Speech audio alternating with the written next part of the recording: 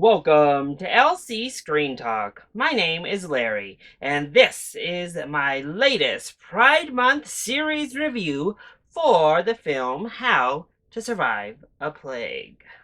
Throughout the entire month of June, I will be celebrating Pride Month with LGBTQIA film reviews here on the channel as part of my Pride Month series of movie reviews. And today, I am here solo to discuss the 2012 documentary How to Survive a Plague.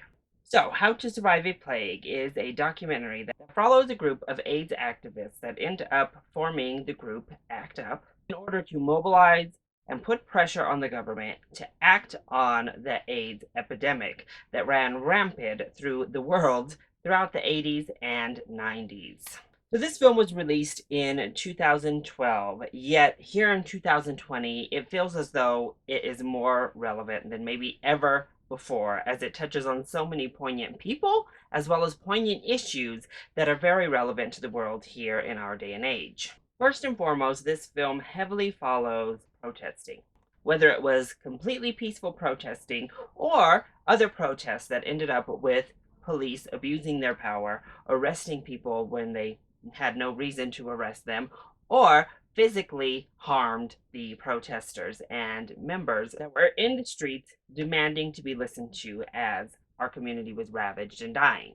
And what was so powerful about how this documentary is formatted is that we get the talking heads. We get so many of these folks who were there on the front lines, advocating, pushing, giving speeches, confronting presidents and presidential nominees. And they were speaking from their personal experience. But there was so much great archival footage filmed right there on the spot as we surrounded government buildings, as we marched right up to the White House.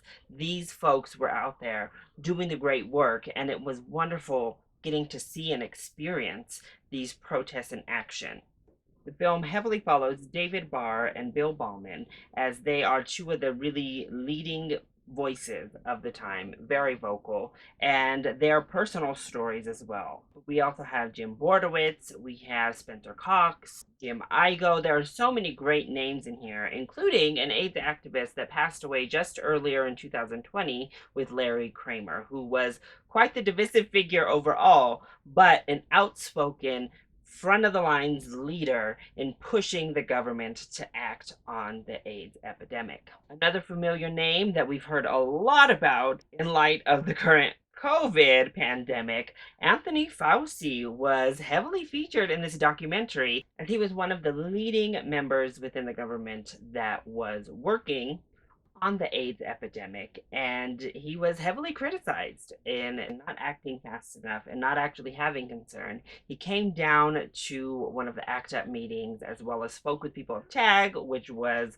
one of the kind of branch offs of ACT UP as an organization.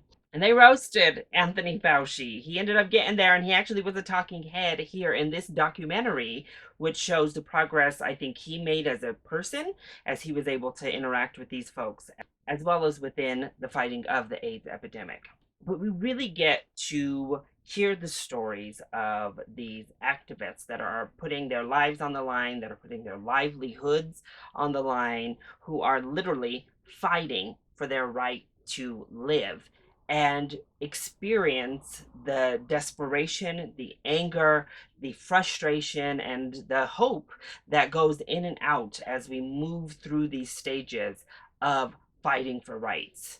And the stories really personalize the documentary past just a standard talking head protest documentary. You're really endeared. Just so many of these people. And it's heartbreaking. Two moments particularly really choked me up because it's harrowing. What was done to AIDS victims was horrifying through the 80s and 90s.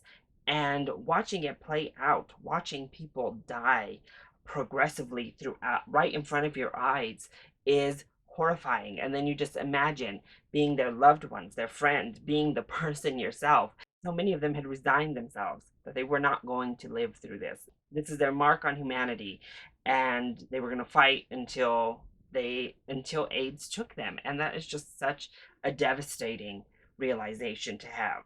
But that's the magic of this film, is that it highlights the importance of activism. It highlights the importance of protesting. It once again shows that protesting gets very ugly. It highlights the discrimination against the LGBTQI community at large, specifically AIDS victims and AIDS survivors, and how the government dismissed them.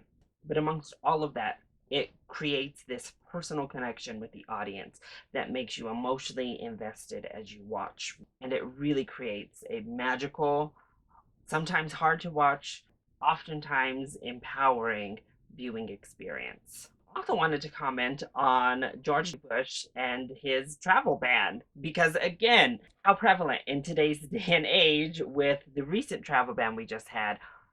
We had a travel ban on non-US residents who were HIV or AIDS positive from coming into the United States. And that was actually in place until 2010. That is insanity. But thankfully, that is off the board. But these toxic notions about HIV and AIDS continued to just manifest themselves in a more mainstream culture long after the over 8 million people died through 1996. But as we continue to see Black Americans and Black communities in countries worldwide standing up, fighting for their right to live, it serves as a wonderful reminder of how we, at large, as an LGBTQIA community, had to fight for our right to live, protesting in the street, taking to government buildings if that was what needed to be done. But it also highlighted some deeper issues within both the government and possibly the LGBTQIA community as well. We discussed the fact that no people of color were involved in these tests, no women were involved in these tests, and they were there on the front lines fighting. But they weren't the ones getting the experimental treatments, getting the drugs that had been tested overseas. And to a high degree, I think that is still a problem within our community. So we can't leave folks behind. And I think going back, revisiting our history and the fights that we as a community have had to endure through that history is a big reminder that we need to all stand together. That if one of us doesn't have rights, none of us can have rights.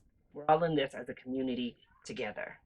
But just as a film, this is a really beautiful, moving documentary. It's really well made. It's very gripping, really intense, and quite harrowing, but ultimately leaves you with an empowered spirit of what citizens and Americans can do when you fight. So I implore you all to check this documentary out. It is fantastic, and it is currently available to watch for free on Amazon Prime Video. So that is my review of How to Survive a Plague. I hope you enjoyed it. If you did, go ahead, click like down below and subscribe to the channel so you are always up to date on my latest videos, including each and every one of my Pride Month series movie reviews. And if you're looking for more Pride-related content throughout the month of June or beyond, I do have a Pride Month celebration playlist saved to my homepage here on YouTube, full of all the past Pride series, as well as reviews for all of the LGBTQIA themed films I've done here on the channel. I love you all so much for your continued support. Thank you for watching, and I'll see you next time. Bye!